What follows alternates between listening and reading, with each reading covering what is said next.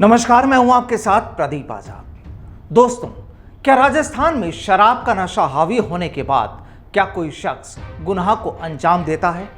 क्या शराब पीने के बाद एक्सीडेंट होते हैं? क्या शराब का नशा पूरा करने के लिए कोई चोरी चकारी या फिर इस तरह की किसी वारदात को अंजाम देता होगा? आपका जवाब होगा कि बिल्कुल, शराब के नशे में इस तरह की घटनाएं वाकई होती ही हैं।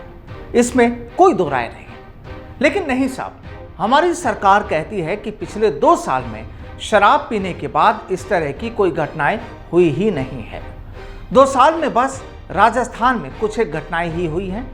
तो फिर शराब को दोष क्यों दिया जाए? और शायद यही वजह है कि अब सूबे की सरकार ने साफ कर दिया है कि फिलहाल प्रदेश में शराबबंदी की कोई मंशा नहीं है। हाँ, अच्छी क्वालिटी की शराब उपलब्ध कराना और सरकारी खजाने को भरना सरकार का टारगेट है। वाकई मुद्दा बेहद अहम और बड़ा है, जिस पर आज हम बात कर रहे हैं। तो चलिए अब आपको बताते हैं कि आखिर इस कहानी की शुरुआत कैसे हुई। दरअसल बीजेपी विधायक मदन दिलावर ने विधानसभा में ये सवाल किया था कि गंभीर हादसे होने के बावजूद भी क्या शराब को पूरी तरह प्रतिबंधित करना उचित और अनिवार्य नहीं है? अब इस पर सरकार ने लिखित जवाब दिया।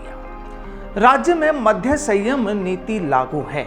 इसके तहत अवैध मदिरा गतिविधियों पर कार्रवाई की जाती है। मदिरा उत्पादों पर नियंत्रण रखते हुए मदिरा उपभोक्ताओं को गुणवत्ता युक्त शराब उपलब्ध कराने के साथ समुचित राजस्व का अर्जन किया जाना उद्देश्य है।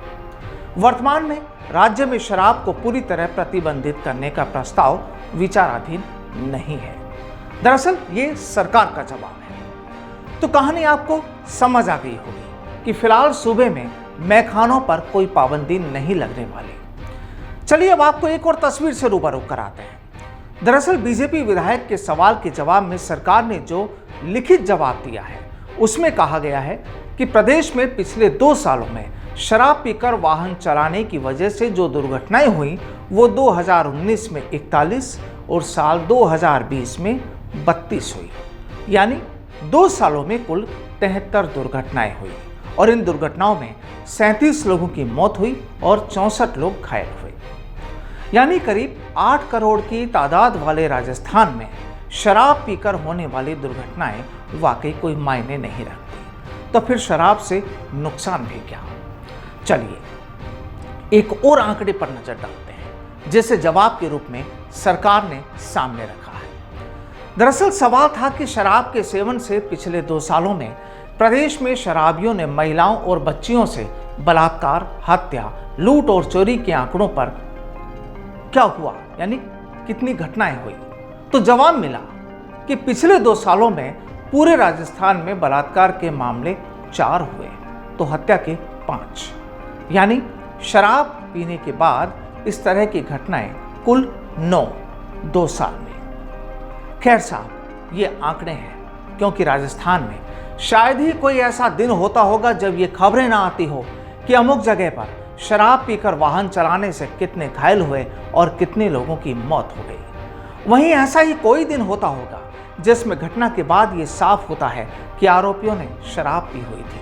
चाहे वो बच्चियों से बलात्कार के मामले हों, कत्ल की घटनाएं हों, चोरी चकारी की घटनाएं हों, लूट खसोट की घटनाएं हों, सभी आंकड़े आप और हम आए दिन देखते रहते हैं। खैर जो भी हो, लेकिन इतना जरूर है कि सरकार ने इस साल शराब से 13,000 करोड़ की आय का टारगेट जरूर रखा है। वाकई मुद्दा बेहद अहम और बड़ा है, सोचिएगा जरूर।